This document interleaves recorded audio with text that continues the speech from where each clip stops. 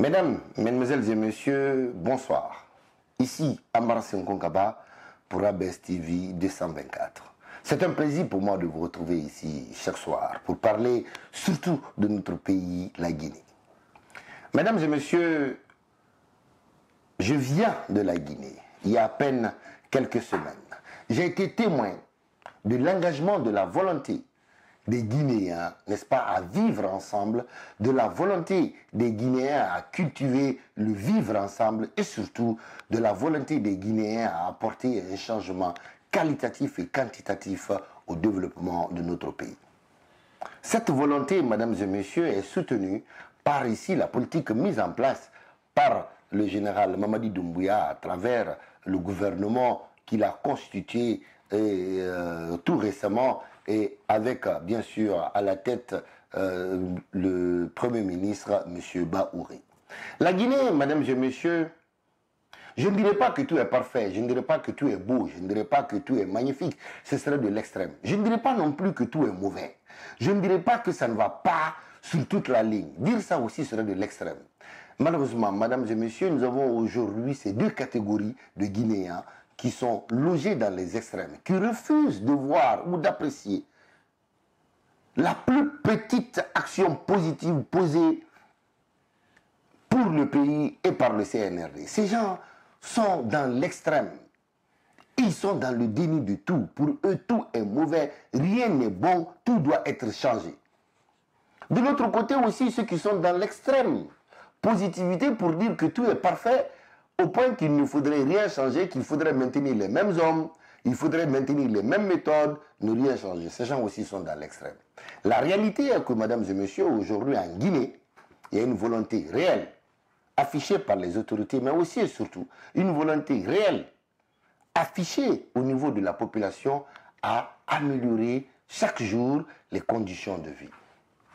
Le 2 octobre 2024, j'ai été témoin, par exemple, ici, de la volonté et de l'engagement des Guinéens à célébrer la fête de l'indépendance. Partout, c'était les couleurs de la nation. Partout, vous voyez des jeunes porter des t-shirts, hommes, jeunes, femmes, sous-soupeux, malinqués, forestiers, il n'y avait pas de distinction. C'était la fête nationale qui était célébrée dans toute sa diversité. Ça, c'était beau à voir. Et je sais que ça ne ferait pas plaisir, n'est-ce pas, ici, aux extrémistes qui sont sur les réseaux sociaux, qui sont là à prêcher le malheur tous les jours, à prêcher le mal tous les jours contre leurs frères, contre leurs sœurs qui sont au pays, contre tout simplement le pays. Je me demande comment est-ce qu'on peut être animé, n'est-ce pas, d'un esprit si négatif pour prêcher le mal, pour prêcher le malheur, n'est-ce pas, pour son propre pays. Qu'à cela ne tienne, mesdames et messieurs, aujourd'hui je suis devant vous pour vous parler aussi d'une préoccupation. Nous voyons sur les réseaux sociaux, encore ces gens qui se disent blogueurs, encore ces gens qui se disent parfois activistes, encore ces gens qui se disent même politiciens, mais qui sont dans le déni. Comment est-ce qu'aujourd'hui on peut dire clairement que le 31 décembre 2024 serait la fin de la transition? C'est un déni. Nous le savons tous que le 31 décembre 2024 ne serait pas la fin de la transition. Pourquoi? Parce que tout simplement les conditions réunies pour le passage ici à un pouvoir civil, les conditions pour ici revenir à l'ordre constitutionnel ne sont pas réunies. Pour qu'il y ait une élection, il faudrait qu'il y ait une constitution. Pour qu'il y ait une constitution, il faudrait que les gens votent. Pour que les gens votent, il faudrait qu'il y ait un fichier. Pour que les gens puissent avoir un bon fichier, il faudrait ici recruter ceux qui sont spécialisés de faire le bon fichier. Pour faire cela, il faudrait faire le recensement. Voici plusieurs étapes à franchir avant d'avoir ici la Constitution. Et une fois que la Constitution est là, il faudrait encore lancer ici le processus pour l'enrôlement des différents candidats qui vont se manifester ici pour être président de la République. Voici, c'est un long processus. C'est un très long processus. Comment voulez-vous? Nous sommes déjà au mois d'octobre, bientôt le mois de novembre. En 2 mois, comment voulez-vous que tout cela soit réuni? C'est pour cela que je dis que les gens qui sont sur les réseaux sociaux, qui racontent ces conneries, mesdames et messieurs, il ne faudrait pas du tout les écouter. Parce que tout simplement, ces gens ne vous disent pas la vérité. La vérité est que ce n'est pas possible le 31 décembre 2024 à raison de tout ce que je viens de vous évoquer. Par contre, les élections sont possibles, n'est-ce pas? Certaines élections, les préalables, les élections communales, les élections législatives et tout, si toutes les conditions sont réunies, je dis bien si toutes les conditions sont réunies, pourquoi pas, on pourra prétendre ici organiser les élections courant 2025. Et là encore, je parle sous réserve parce que je ne suis pas un cadre du ministère en charge de l'organisation des élections. Je ne suis pas dans le secret du Premier ministre, encore moins ici des entreprises qui sont recrutées pour faire le recensement. Je pars d'un constat pour dire que le temps qui reste avant le 31 décembre et que ce qui est fait jusqu'à l'heure-là n'est pas possible. Ce n'est pas un secret. D'ailleurs, ça a été dit par le Premier ministre, M. Bahouri, et ça a été dit aussi par le porte-parole du gouvernement, je vais nommer ici le ministre Ousmane Gawad. Ça a été dit, ça a été expliqué, mais comme par hasard, encore, nous avons ces personnes, comme j'ai dit, ce sont les prophètes du mal, des prophètes ici qui ne sont là, n'est-ce pas, qu'à prédire les mauvaises choses, qui ne sont là aussi qu'à mentir. Parce qu'en vérité, c'est un mensonge. Quand tu dis, quand tu sais que quelque chose n'est pas possible et que les raisons de l'impossibilité sont là, le bon sens voudrait qu'on dise clairement, voici pourquoi ça ne peut pas aller et voici les raisons, ainsi de suite, ainsi de suite. Cette malhonnêteté intellectuelle, mesdames et messieurs, doit cesser. C'est pour cela, en tant que Guinéens, nous devons dire stop, non à l'extrémisme, lui ici à l'intérêt supérieur de la nation. Voyons la Guinée au-dessus de nos positions, voyons la Guinée au-dessus de nos intérêts. Mesdames et messieurs, l'autre volet que j'aimerais aborder dans cette vidéo, les gens parlent du retour à l'ordre constitutionnel. Les gens qui ne sont pas dans l'esprit du CNRD, je comprends, n'est-ce pas, qui sont pressés à ce que le général Mamadi Doumbouya rende le tablier. Je veux bien entendre cela, mais j'aimerais quand même qu'on interroge un peu le passé, l'histoire, le passé récent d'ailleurs. Remontons un peu le temps jusqu'en 2010. Nous étions dans une situation similaire.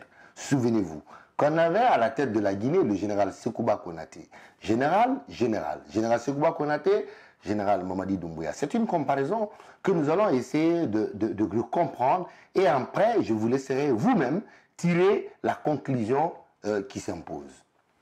Le général Sekouba Konaté, militaire de formation, a respecté sa parole au point qu'il a eu même à accepter, sur base d'un consensus, qu'une constitution soit rédigée et que cette constitution, qui ne soit pas passée par l'approbation du peuple, soit comme notre document de référence, comme étant la loi fondamentale de la République de Guinée. Souvenez-vous que la constitution de 2010, aucun Guinéen n'avait voté pour cette constitution. Mais pour accélérer le processus, le général Sekouba Konaté pouvait dire non, rejeter, mais il a accepté cela. Sur base d'un consensus, un document fut rédigé et qu'on a appelé Constitution de 2010. Le général Sekouba Konaté a accepté qu'il y ait des élections. Nous avons vu les candidats, plus de 20 partis politiques, ou à peu près 20 partis politiques, étaient en lice. Nous connaissons comment c'est terminé. Le professeur Alpha Condé fut élu président. Le général Sekouba Konaté, pendant ce temps, la communauté internationale a eu à mettre la pression afin que cet homme militaire accepte d'organiser les élections et quitter le pouvoir. Entre-temps, toute une promesse fut tenue. Il a été promis ici de trouver une reconversion digne à la hauteur de son rang, savoir une reconversion digne à son rang de général, une reconversion digne à son rang d'ancien chef d'État. Ça a été promis. Nous avons vu des pays qui se sont engagés à l'accueillir, n'est-ce pas, ici, avec tous les privilèges. Le Maroc, la France et d'autres pays, n'est-ce pas, se sont manifestés. Nous avons vu les diplomates défiler avec toutes les promesses qui ont été tenues pour dire au général, organiser les élections rapidement et vous allez avoir tous ces privilèges. Nous avons vu l'Union africaine avec la CEDEAO courir au chevet ici, pardon, au pied du général Sekouba Konaté, où il a été promis qu'il allait être le commandant en chef de la force africaine en attente. Des promesses tenues, ça et là, avec une garantie qu'il recevrait bien sûr sa pension en tant qu'ancien chef d'État. Tout a été promis. Le général Sekouba Konaté a cru à la parole de la communauté internationale, mais pas seulement. Il a cru aussi, n'est-ce pas, ici, aux engagements des hommes politiques en Guinée. Bon Dieu. Nous avons vu quoi? Dès le second tour, les candidats qui n'ont pas accédé au second tour, nous avons vu certains militants sortir, l'insulter père et mère en Guinée. Nous avons vu cela. Sekouba Konaté, en tant que militaire, aurait pu réagir, aurait pu mater fort. Il était en position de force. Nous avons vu ce général prendre sur lui, partir jusqu'au bout du processus, jusqu'à l'installation du professeur Alpha Condé à la tête de la Guinée. Nous avons vu cela. Après l'installation du président Alpha Condé, tout le processus mis en place, nous avons vu à un moment que le général Sekouba Konaté a quitté la Guinée pour aller en Éthiopie. Arrivé là-bas, des décorations ont été données au président, le général Sekouba Konaté, avec la France, ainsi de suite. Ils ont organisé quelques cérémonies, n'est-ce pas, dans sa cour pour le décorer à huis clos. Ce n'est passé dans aucun journal. Ils l'ont amadoué. Le général Sekouba Konaté a eu le titre du général de la force africaine en attente. Toujours en attente. Ils l'ont amadoué. Le général Sekouba Konaté, pire que ça, devait appeler plusieurs fois avant de recevoir à la fin du mois son dû. Il recevait son dû selon la volonté ou selon l'humeur du chef du moment. Le général Sekouba Konaté, si ce n'était que ça, il y a eu quand même des circonstances qui pouvaient alerter notre position. Ont-ils voulu l'éliminer quand on sait que le général Sekouba Konaté a eu une tentative où il y a eu fusillade? Est-ce que c'était dans le but de l'éliminer? Allons savoir. En tout cas, aucune enquête n'est sortie pour connaître les raisons, n'est-ce pas, de ces fusillades. Plus loin, le général Sekouba Konaté s'est retrouvé piégé dans sa salle de bain, où il a été brûlé sur tout le corps. N'eût été son attitude militaire, n'eût été ses réflexes, le général Sekouba Konaté aurait perdu la vie, brûlé dans sa salle de bain. Est-ce que ça aussi c'était un fait de hasard? Est-ce que ce n'était pas une volonté de l'éliminer? Il a fallu que ses proches se lèvent pour sortir le général Sekouba Konaté de cette situation. Plus loin, les pays qui s'étaient engagés dans le processus du retour à l'ordre constitutionnel en Guinée, qui avaient promis pour dire qu'ils allaient être là, après, bien sûr, la transition avec le général. Ces pays ont tourné le dos. Ils n'écoutaient plus le général Sekouba Konaté. Ils s'en fichaient de son sort. Un homme digne, il ne pouvait pas rester au Maroc, par exemple, et dans certains pays. Il est parti en France. Ses amis qui étaient derrière lui, militaires comme civils, quand il était au pouvoir, qui couraient, qui prenaient Sekouba pour un dieu, ont tous disparu. Tous ont disparu. Les gens à qui il a eu à faire confiance, à qui il a donné son argent, ces gens ont trahi sa confiance, détourné ses biens. Bon Dieu, il n'y a eu aucune poursuite contre ces personnes. Le général Sekouba Konaté est là. N'eût été son mental, n'eût été le soutien de sa famille et de ses proches les plus indéfectibles et irréductibles, le général Sekouba Konaté aurait craqué. Mais Dieu faisant, le général Sekouba Konaté est vivant. Lui qui a été trahi par la communauté internationale, lui qui a été trahi par la communauté nationale, lui qui a été poussé à tout faire rapidement dans la précipitation. Je dis qu'il a accepté, la constitution n'a même pas été votée en Guinée. Il a accepté et il a laissé le pouvoir aux civils. Nous avons vu 2 tentatives pour mettre fin à sa vie. Son argent propre à lui, qu'il a mérité, bloqué, retardé. Parfois, quand il appelait, même on ne prenait pas ses appels. Ce dernier est vivant. Nous sommes dans le même scénario actuellement. Les voix qui se lèvent pour mettre la pression, oui, le 31 décembre, le général Mamadi Doumbouya doit rendre le tablier. Le 31 décembre 2024, le général Mamadi Doumbouya doit partir. Mesdames et messieurs,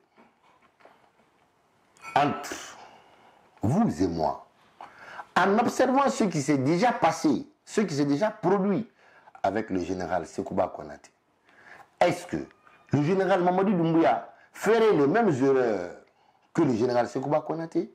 Est-ce que le général Mamadi Doumbouya se précipiterait à organiser rapidement, laisser le pouvoir et confier son destin aux promesses, comme ce qui fut fait à l'époque du général Sekouba Konaté? Ou bien le général Mamadi Doumbouya prendrait le temps nécessaire qu'il faut à faire correctement les choses pour un retour à l'ordre constitutionnel dans les règles de l'art, où chaque étape sera respectée, où aucune étape ne sera brûlée? Est-ce que, selon vous, le général Mamadi Doumbouya éviterait de tomber dans le même piège que le général Sekouba Konaté? Je dis que le général Sekouba Konaté a été victime de la ruse sur la raison. Il a été victime des politiques sur le patriotisme. Il a été victime de sa parole militaire face à la parole de paille des politiques. Il ne faudrait pas se précipiter pour tomber dans les mêmes pièges. Le général Mamadi Doumbouya a aujourd'hui, selon moi, le meilleur conseiller politique en République de Guinée. Son meilleur conseiller pour moi, c'est le général Sekouba Konaté. Parce que le général Sekouba Konaté était dans les mêmes conditions que lui, était à la même place que lui, avait les mêmes grades que lui. Ce dernier, aujourd'hui, connaît les hommes, encore, qui lui ont amené à prendre précipitamment cette décision. Ce dernier connaît les hommes militaires comme civils qui l'ont poussé à faire cela. Il les connaît. Il y a des gens aujourd'hui, croyez-moi, même si vous leur donnez une maison remplie d'or, ils n'oseraient pas regarder le général Sekouba Konaté dans les yeux. Parce qu'ils savent pertinemment ce qu'ils ont fait. Ils savent pertinemment que c'est Dieu qui a voulu qu'il soit encore vivant parmi nous et être témoin de cette période. Mesdames et messieurs, chers frères et sœurs, n'est-ce pas qu'il y a une chanson de Magic System qui dit que premier Gaou n'est pas Gaou?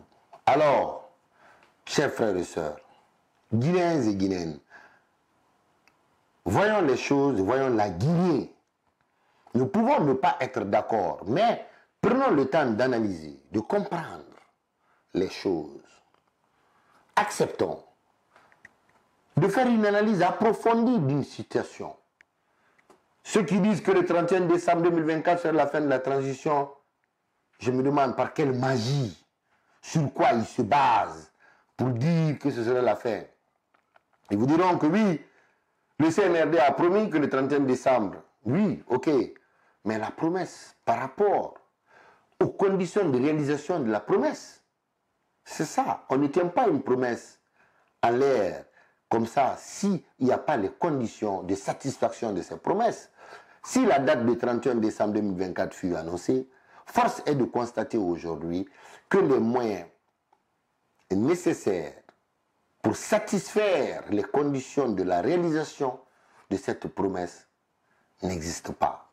Et que ce processus doit être mené de façon sereine, sans que les fils et filles de Guinée ne tombent sous l'emprise ici des prophètes du mal.